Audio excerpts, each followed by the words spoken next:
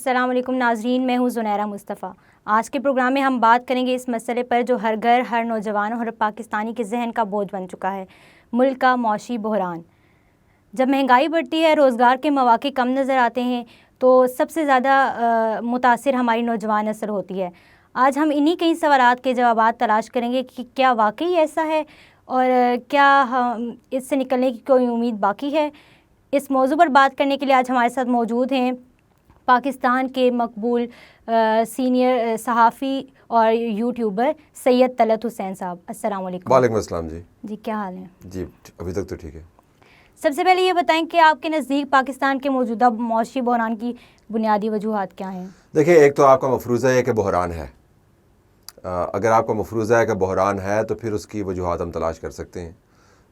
ایک بنیادی وجہ جو نظر آتی ہے وہ یہ کہ پاکستان کے اندر جو انڈسٹری ہے اس انڈسٹری کی جو بنیاد ہے بہت محدود ہے۔ تو دوسرے ممالک عموماً انڈسٹریلائزیشن کے ایک پروسیس سے گزرتے ہیں۔ ہم نے اپنی انڈسٹری کو ڈیولپ نہیں کروایا، جو پہلا انقلاب متصور ہوتا ہے۔ دوسرا انقلاب جو ہے وہ ٹیکنالوجی کا انقلاب آیا، وہ بھی ہم نے مس کر دیا۔ تو ہمارے یہاں پر جو ٹیکنالوجی کی بیس ہے وہ بہت نیچے رہی۔ تو ہم نے اپنے بہت سارے ایسے مسائل جن کا حل اپنی ٹیکنالوجی کے ذریعے ہم لا سکتے ہیں، ہم نہیں ان کا حل کر سکے۔ تیسرا، ہم نے جو سائنٹیفک ریولوشن ہے وہ بھی ہم نے مس کر دیا۔ تو ہماری سائنس کی جو بیسز ہے جو آپ کو نئی دنیا کے آپ کے لیے دروازے کھولتی ہے وہ بھی ہم نے مس کر دیا۔ چوتھا ریولوشن جو ہے وہ ڈیجیٹل ٹیکنالوجی بیسڈ ہے۔ اس کے اندر بھی آپ دیکھ سکتی ہیں کہ ہمارا جو حصہ ہے وہ بہت کم ہے۔ پھر اس کے ساتھ ہماری آبادی بہت ہے، ہمارے وسائل کا استعمال بہت کم ہے، آبادی بہت زیادہ ہے۔ تو ملا کے دیکھیں تو یہ بحران کی ایک بنیاد ہے جو ہر دور میں موجود رہی ہے۔ آپ کیا سمجھتے ہیں کہ یہ بحران وقتی ہے یا ہمارے نظامی ڈھانچے میں کوئی مستقل خرابیاں موجود ہیں؟ یہ جو میں نے آپ کو پانچوں چیزیں گنوائیں، ان میں سے چاروں پانچوں چیزیں اگر آپ ان کو ایڈریس نہیں کریں گے تو یہ ڈھانچے کا حصہ بن جائیں گی۔ اگر آپ نے انڈسٹریلائزیشن نہیں کی جو ظاہر ہے ایک رات میں تو ہوگی نہیں، یا اگر آپ نے سائنٹیفک ریولوشن نہیں لایا جو ظاہر ہے ایک دن میں تو ہوگا نہیں، اگر آپ نے ڈیجیٹل لٹریسی نہیں بڑھائی جو ظاہر ہے ایک دن میں تو ہوگا نہیں، اگر آپ نے آبادی کو نہیں روکا جو ظاہر ہے 10-12 سال 15 سال کے بعد جا کے آپ اس کے نتائج نظر آئیں گے، اگر آپ نے آبادی کو روکنے کا بندوبست ابھی سے کیا ہے تو یہ ڈھانچے کا حصہ بن جائیں گے۔ ہمارا مسئلہ یہ نہیں ہے کہ ہمارے یہاں پہ معاشی بحران ہے، ہمارا مسئلہ یہ ہے کہ ہم بحران سے نکلنے کے لیے کچھ دور رس قسم کی پالیسیاں مرتب نہیں کرتے۔ موجودہ حکومت کی معاشی پالیسیوں کو آپ کس زاویے سے دیکھتے ہیں؟ کیا یہ ان حالات کو بہتر کرنے میں کامیاب ہو پائیں گے؟ دیکھیں، حکومتیں جو ہیں وہ معیشت کو نہیں چلاتی۔ آپ کو لگتا ہوگا حکومتیں چلاتی ہیں، لیکن معیشت کو چلانے والے نجی شعبے سے ان کا تعلق ہوتا ہے۔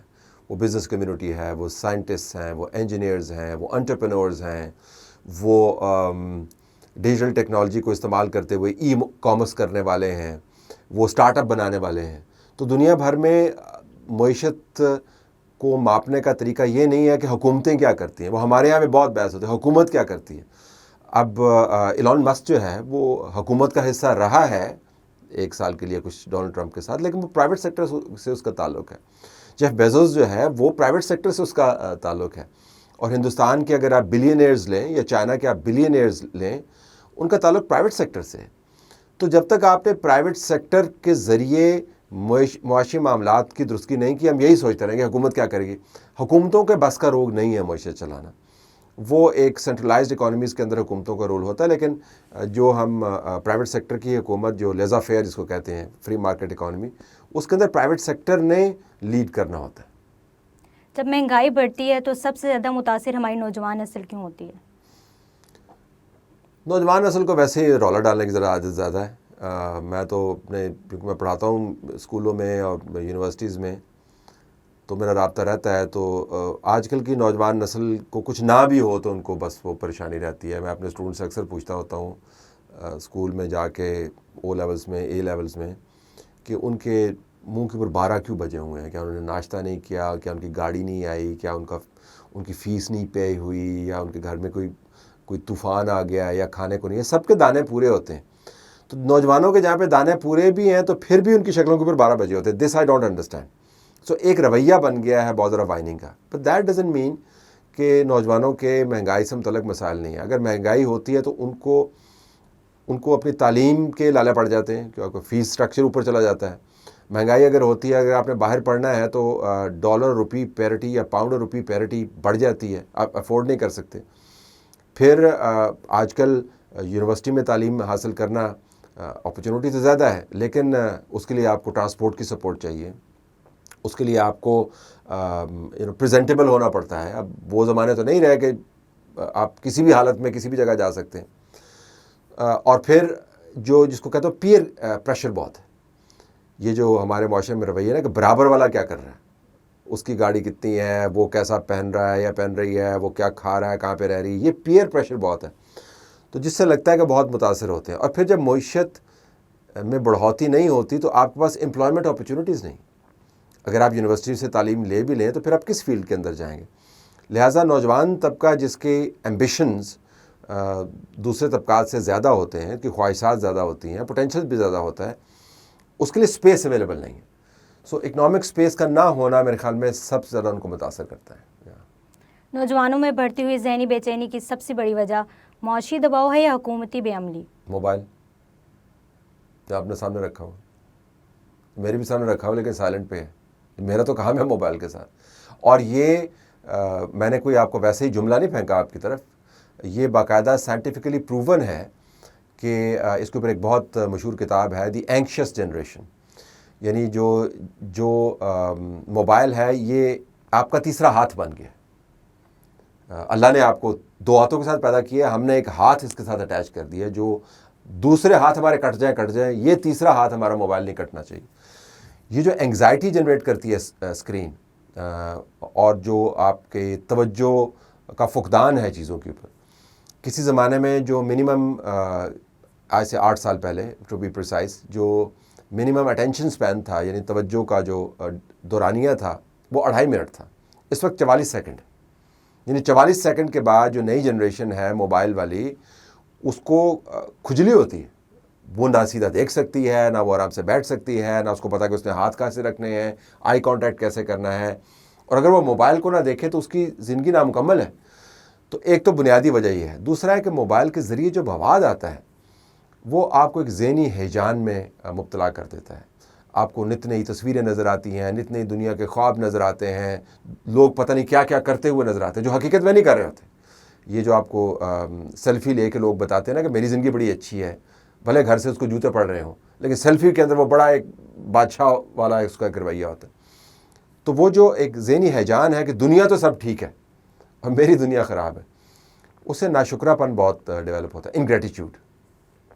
اور اگر آپ میں گریٹیچیوڈ نہیں ہے, یعنی اگر آپ میں اپنے وسائل کے اوپر شکر اور ان وسائل کو استعمال کرتے ہوئے بہتر زندگی کی تلاش کا جذبہ موجود نہیں ہے, تو پھر جذبہ خالی کام نہیں کرے گا, کامیابی کام نہیں کرے گا, آپ ہمیشہ غیر مطمئن رہیں گے. تو بنیادی وجوہات میرا اپنا خیال یہ ہے کہ جو نئی جنریشن ہے بالخصوص نوجوان, اس کا تعلق معاشی حالات سے بھی ہے جو ہم نے ڈسکس کیے ہیں, ایبسنس آف اکنامک اسپیس سے بھی ہے. لیکن مجھے لگتا ہے کہ یہ بہت سارا مسئلہ جو ہے نا یہ اس کی نحوست ہے, اس موبائل کی. ہاں, موجودہ دور میں ہنرمند نوجوان بیرون ملک جا رہے ہیں, کیا یہ برین ڈرین پاکستان کے مستقبل کے لیے خطرہ بن سکتا ہے؟ برین ڈرین تو آج کل کوئی چیز نہیں. جو کوئی زمانہ تھا جب آپ کا خیال تھا کہ بارڈر کے اندر نوکری اور بارڈر کے پار نوکری, آج کل تو نوکریوں کا تصور ہی تبدیل ہو گیا.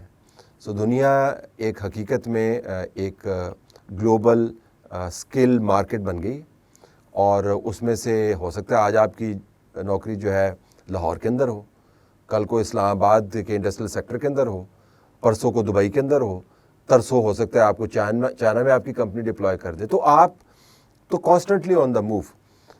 جو برین ڈرین ہے میں اس کو بالکل برین ڈرین تصور نہیں کرتا, کیونکہ باہر جا کر اگر آپ بہتر ٹیکنالوجی سے آشنائی حاصل کر سکتے ہیں, بہتر مواقع سے فائدہ اٹھا سکتے ہیں, بہتر سکلز آپ لرن کر سکتے ہیں, تو واپس تو آپ نے ملک کا ہی فائدہ کرنا ہے. تو یہ برین ڈرین نہیں ہے, یہ سکل گین ہے.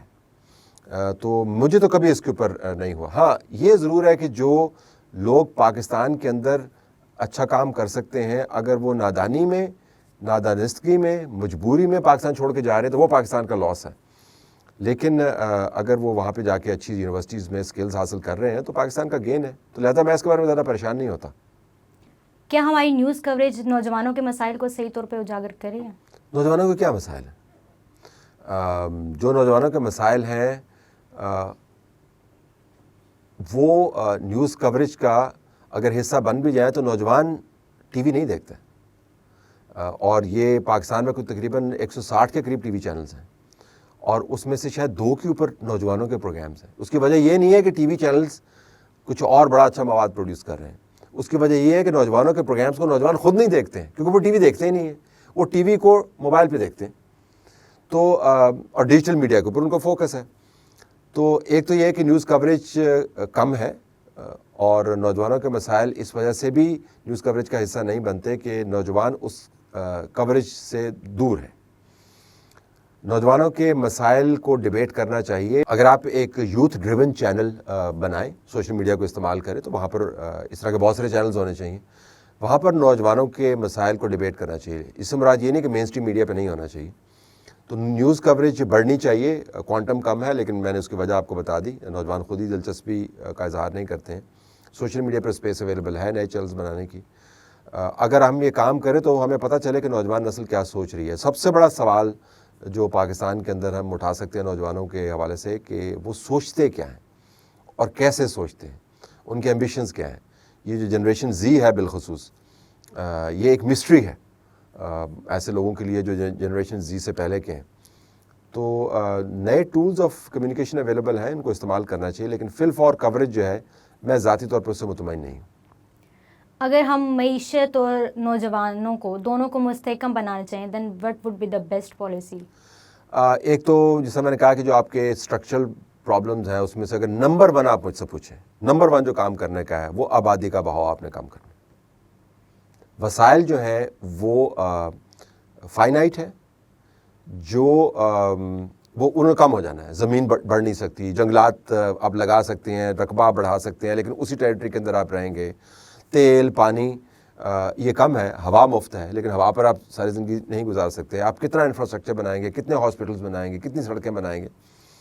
سو آبادی کا بہاؤ اس کو آپ نے کم کرنا ہے. اور جو اسکل سیٹ ہے وہ آپ نے بین الاقوامی ضرورت کے مطابق تیار کرنا ہے. آپ کو پتہ ہوگا, اگر نہیں پتہ تو میں آپ کو بتا دیتا ہوں تاکہ آپ سب لوگ پریشان ہوں, کیونکہ 10 سال بعد جو جابز اس وقت اویلیبل ہیں ان میں سے 40% جاب ایگزسٹ ہی نہیں کریں گی. یعنی آپ کا خیال ہے کہ آپ نے 10 سال فیلڈ کے اندر لگائے اور آپ نے اس کے اندر مہارت حاصل کی, 10 سال بعد جب آپ کی آنکھ کھلی تو وہ جاب ہی نہیں ہے, وہ شعبہ ہی ختم ہو گیا. تو آپ کو یہ جاننا ہوگا کہ 10 سال کے بعد کی جاب مارکیٹ کیا ہے. تو اگر آپ ڈگریاں بس لیتے رہیں گے اور سوچیں گے نہیں کہ آنے والے دنوں میں ماحول کیسا ہونے والا ہے, سکلز کس قسم کی چاہیے, بول چال کی سکل ہے, زبان کی سکل ہے, ملٹی لنگول ہونا چاہیے آپ کو, اٹھنا بیٹھنا چلنا, presentation, dialogue, communication, stamina, perseverance, adaptability. آج آپ ایک کمپنی میں کام کر رہی ہیں, اس میں 20 امپلائیز ہیں, کل کو وہ کمپنی ڈاؤن سائزنگ کرے گی, 4 رہ جائیں گے, تو آپ کیا باقی 16 کا برڈن اٹھا پائیں گی؟ یا آپ کہیں گی جی کہ میں نے تو تنخواہ لے رہی ہوں, میں اپنے کام کی, یہ مجھے 6 کا کام کیوں دے رہے ہیں؟ آپ کی جگہ نہیں اس کمپنی میں بنے گی, پھر آپ کو جانا پڑے گا. سو کیا آپ ٹف پیچز کے ساتھ ڈیل کر سکتی ہیں؟ ایک کیریئر نہیں ہوگا, ایک زندگی کے اندر آپ کے 4 کیریئر ہو سکتے ہیں, 8 سال ایک کیریئر میں, 8 سال ایک کیریئر میں. تو یہ چیزیں جو ہے نا یوتھ کو سیکھنی پڑیں گی. اگر آپ نہیں سیکھیں گے تو پھر 10 سال بعد جو ماحول آپ کے لیے بنے گا اس کے لیے آپ کی تیاری نہیں ہوگی. اور معیشت کا بھی یہی ہے کہ جب تک معیشت کو اپنے طویل المدت بنیادوں پر نہیں چلانا شروع کیا اور بس آپ پروجیکٹ پہ رہے کہ آج ہم نے یہ کام کر دیا, آج ہم نے اس کو اتنے پیسے دے دیے. اگر آپ نے ڈول منی دینی شروع کر دی لوگوں کو کہ بے نظیر انکم سپورٹ پروگرام کے اوپر آپ نے دینا ہے, پیسے دینے ہیں لوگوں کو, اگر آپ نے صلاحیت نہیں دی تو مسائل برقرار رہیں گے. آخر میں طلعت صاحب آپ اپنی نوجوان نسل کو کیا پیغام دینا چاہیں گے؟ میرے پاس تو کچھ کہنے کو نہیں ہے ان کو, کیونکہ ان سے جب بات کریں ان کو سب کچھ پتہ ہوتا ہے. یہ ایک ایسی نسل ہے جو جن کو آپ کہیں جی کہ میری بات سنیں, ان کا نہیں, آپ بتانے کی ضرورت نہیں ہے, ہمارے پاس چیٹ GPT ہے نا, وہ میٹا میرا بیٹا ہے نا, وہ آپ میں اس سے پوچھ لوں گی. تو میں تو پیغام دینے سے جو ہے وہ کتراتا ہوں، لہٰذا میرے پاس تو کوئی پیغام دینے کا نہیں ہے. اگر ان کو ہماری یہ باتیں سمجھ نہیں آئیں جو ہم نے کی ہیں تو میرا آخری پیغام تو ان کو بالکل ہی سمجھ نہیں آئے گا. طلعت صاحب بہت شکریہ آپ کا، آپ نے ہمارے لیے وقت نکالا. اپنی ہوسٹ زنیرہ مصطفیٰ کو اجازت دیجیے. اللہ حافظ.